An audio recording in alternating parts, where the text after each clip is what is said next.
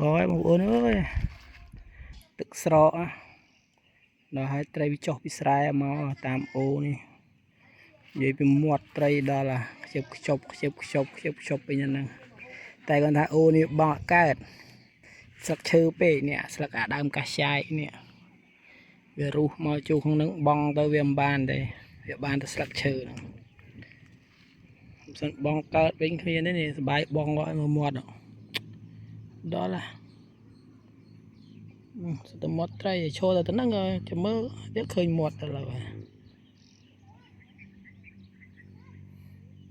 ខ្ជិបខ្ជប់មាត់ហ្នឹងភួលកបកដៃមាត់ច្រើនជាងគេ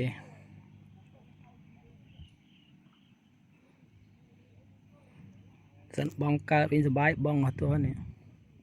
ហើយបើអត់មានអាងអាសត្វត្រីហ្នឹងបើយើងវាអត់មានអាងដូចថាវាអាងសារ៉ាមអាងផុកអីត្បុល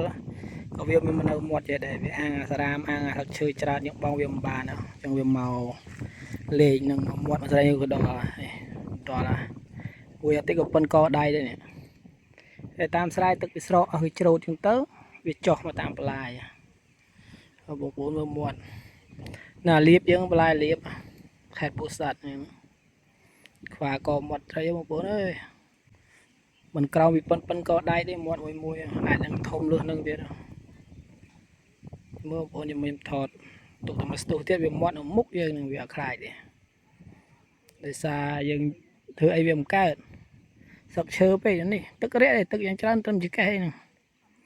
តែស្លឹកឈើវិញចង់ត្រឹមជាគុក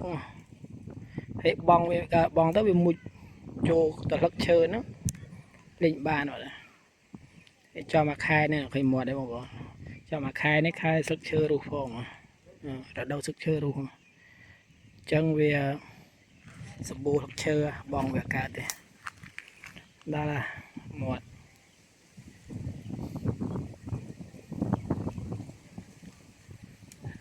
ធ្លាក់ខ្យល់មកលិហិសបាយរដូវខែច្រូត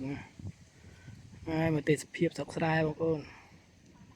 មានដើមត្នោតមានដើមឈើខ្យល់លិហិហើយបងប្អូននេះបើថាមានតិចនិចយកបានណានៅផ្លែលៀបយើងហ្នឹងយកសណាញ់ឬក៏យកបច្ចេកទេសតាមមិនក៏ដោយកុំឲ្យតែយើងប្រើអំពើខុសច្បាប់ទៅបានហើយដូចជាការឆក់ការអីហ្នឹងនឹងខុសច្បាប់ត្រឹមមកសណាញ់ត្រឹមតែជុចរត់មងអីអាចរកបានហ្នឹងហើយ